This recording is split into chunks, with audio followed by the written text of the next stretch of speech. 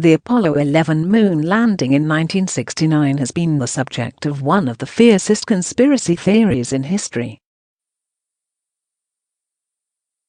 Many people believe that the moon landing was faked, and astronauts Neil Armstrong and Buzz Aldrin never actually set foot on the lunar surface.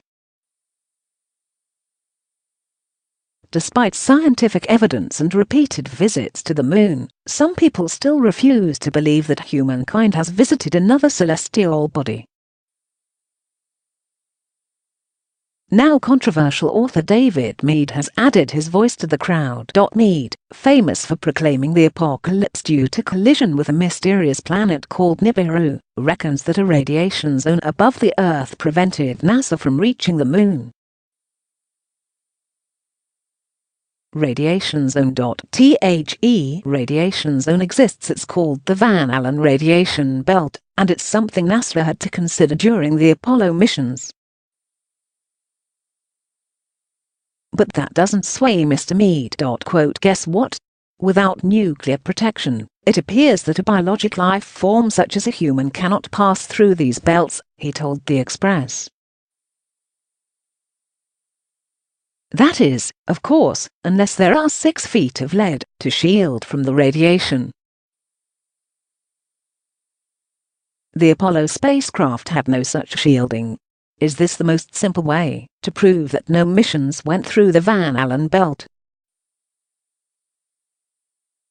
The Van Allen belt. NASA has previously addressed the presence of the Van Allen belt, which exists hundreds of miles from the surface of the Earth. It's well beyond the altitude of the International Space Station, but it does interfere with moon missions.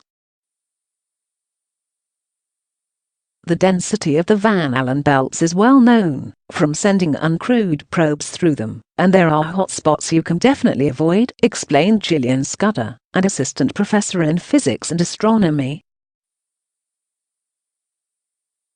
In particular, the innermost belt is a rather tightly defined region, and it was possible to stay out of it for the trip to the moon, she told Forbes. The second belt is much larger and harder to avoid, but there are still denser regions to avoid. For the Apollo trips, we wanted to send the astronauts through a sparse region of the belts, and to try and get through them quickly. This was necessary in any case. The crafts had to make it to the moon in a reasonable amount of time, and the shorter the trip, the less exposure to all sorts of radiation the astronauts would get. The conspiracy theories. It is not just David Meade trying to poke holes in NASA's famous moon landings. Plenty of other conspiracy theorists have had a go as well over the years. A YouTube channel, named Ufomania The Truth Is Out There, has uploaded video which includes a blown-up image of U.S. astronaut John Young collecting lunar samples on the moon's surface. The clip, entitled Lunar Base Revealed in Apollo Image, racked up 21,000 views just one day after it was posted to YouTube. It is claimed the image shows a spaceship and extra personnel on the moon, fueling preceding theories the NASA moon landings were a hoax.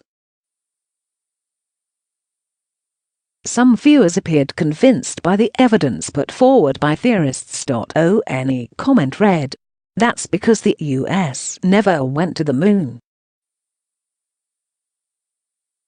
Close quote. Another said, "Most of the moon landing pictures were taken from Earth." While one remark published under the video said, "The moon landings were a hoax." Close quote. Apollo 16 was the 10th manned mission of the United States Apollo space program and the 5th to land on the moon. The crew, John Young, Charles Duke Jr. and Ken Mattingly, launched from the Kennedy Space Center in Florida on April 16, 1972, with the mission lasting 11 days, 1 hour and 51 minutes. Were the moon landing photos faked? Other popular conspiracy theories are that the photographs of the moon missions were actually taken on elaborate movie sets crafted in Hollywood. A photo from the Apollo 17 mission has come in for criticism, with some suggesting that it shows a man walking around on the lunar surface without a spacesuit on. YouTube user STREETCAP1 posted footage of the photo which zooms in on the reflection of one of the astronauts' visors and supposedly shows a man standing around in a waistcoat. He suggests the figure, which he says is a man with long hair, that fits in with the style for men in 70s, when Apollo 17 supposedly landed on the moon on December 7, 1972.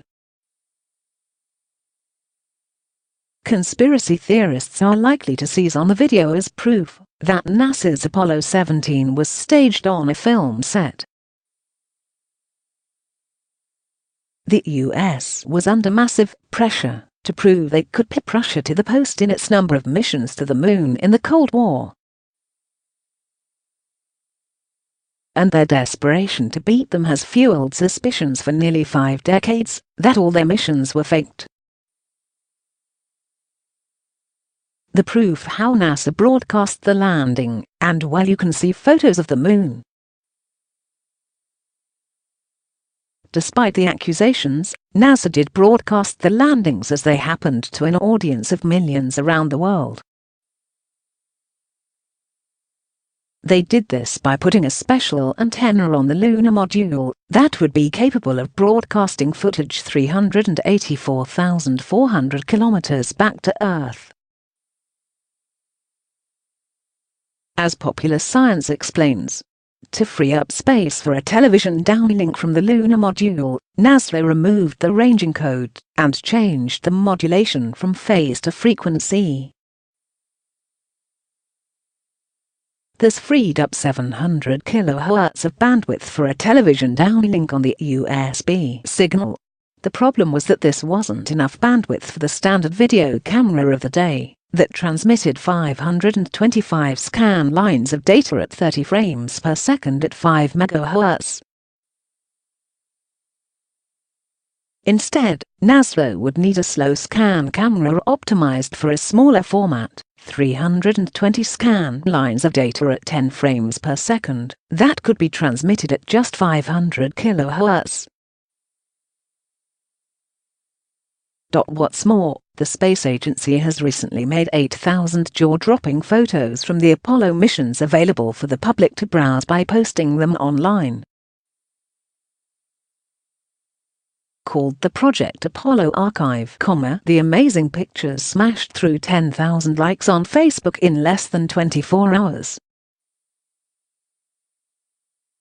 The collection is described as an online reference source and repository of digital images pertaining to the historic manned lunar landing program.